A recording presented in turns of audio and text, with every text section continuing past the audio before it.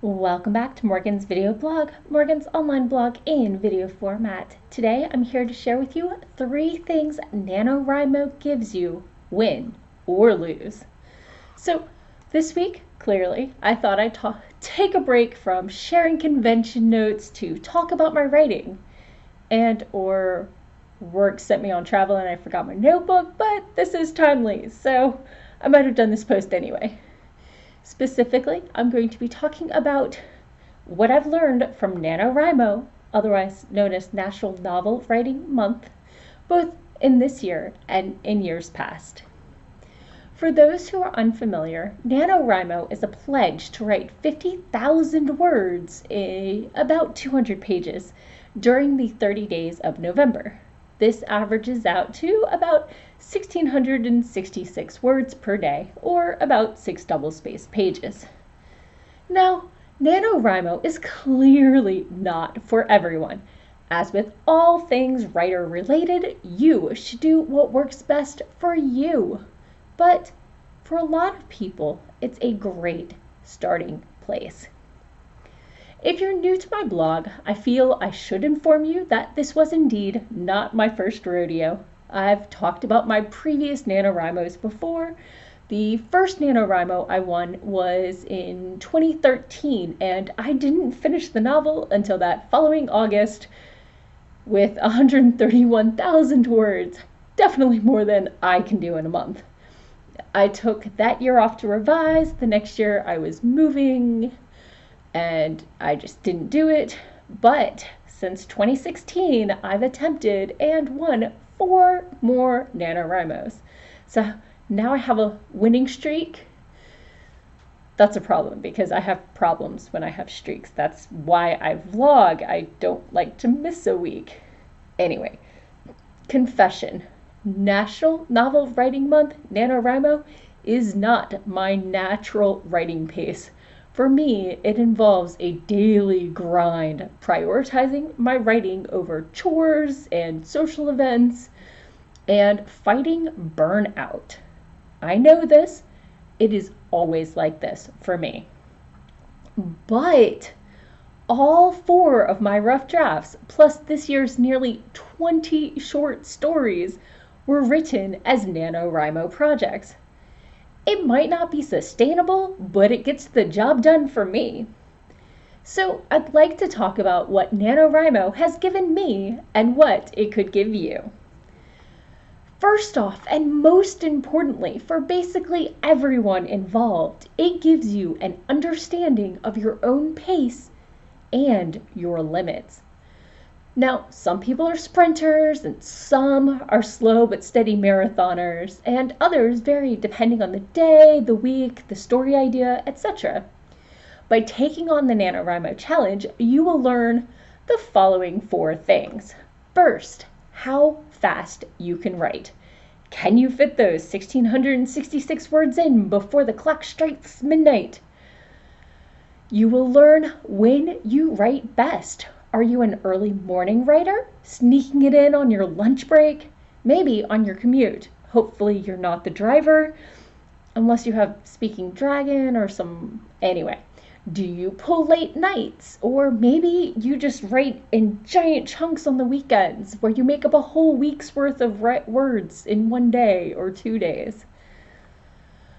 Third thing you learn is what you are willing to give up for your writing. I've talked a lot about this, but for me, it's chores and social time. For you, it's all in what you say no to and what you make sure you leave time for around your writing. And finally, it teaches you what a reasonable pace looks like for you.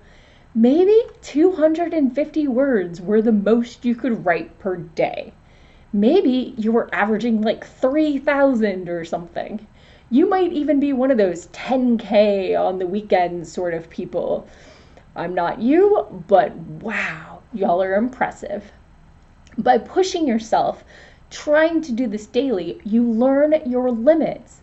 Or you learn that you can do more than you ever dreamed of. The second thing NaNoWriMo gives you is it gives you a community. There is a writing community out there for everyone. You just have to find it. NaNoWriMo itself has a website and a very active forum. When you join, you're also encouraged to join a region based on your actual geographic location. Regions are run by people called municipal liaisons, and they run events. Now, some areas are more active than others, some are more compact, and so it's easier to get to stuff. Mine is very active and pretty compact.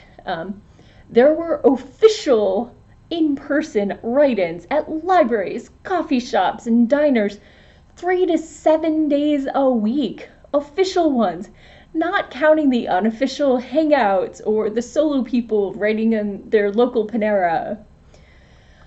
So on a chat program called Discord, we could also hang out virtually with the other people in our region, or there are other writer Discords, which is kind of what I mostly did. I made it to like 3 write-ins, but I hung out on the chat pretty much constantly. Most of my writing was done while I was in writing sprints, which on the Discord channel, you just start a sprint and anybody who's on can join in, and you see who can write the most words in the next 15 minutes.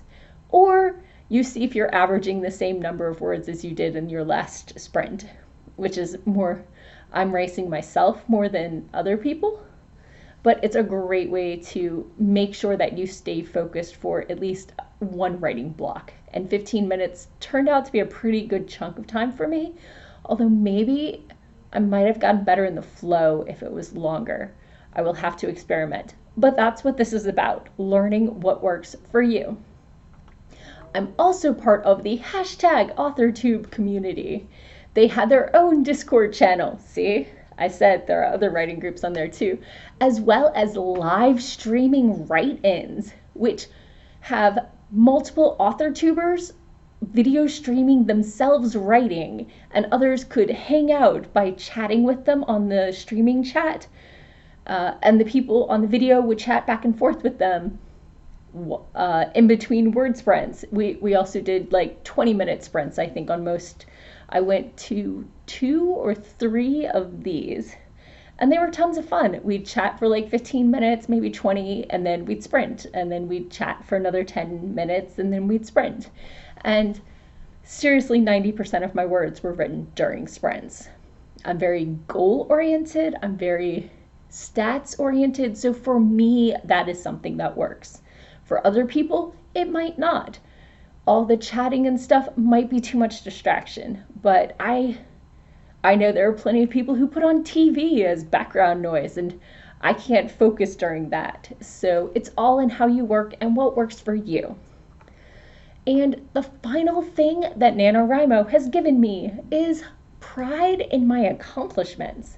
Now, I'm not going to say everyone's a winner, but if NaNoWriMo inspired you to write more words than you would have otherwise, you ended up ahead of where you would have been. So many people achieve more during NaNoWriMo than they ever have before, even if they're not official winners. Besides, what do you win in a contest where claiming the winning certificate is entirely based on the honor system? All you win are bragging rights and some discounts on writing software, and honestly, I prefer GDocs over Scrivener's, so okay, maybe there is one more big thing that you do win if you win NaNoWriMo. There's the satisfaction and pride at having set a goal, worked at it, and learned you can achieve it. Not counting, of course, the community, the knowledge of your own pace, and an understanding of what you need to write. So, now that National Novel Writing Month is over, now what? Well, everyone has advice, and here's mine. I will link them below, but I have advice on recovering from the hangover. Now what? Your next steps, or methods on how to recharge. Maybe you're just burnt out. Check those links out below. As always, feel free to subscribe. And did you participate? Tell me what you wrote and what NaNoWriMo has given you. Thank you all for watching, and tune in again next week where I will be back for like my last 3 Worldcon notes, and I'll probably be online some other time. Bye-bye. Talk to you later.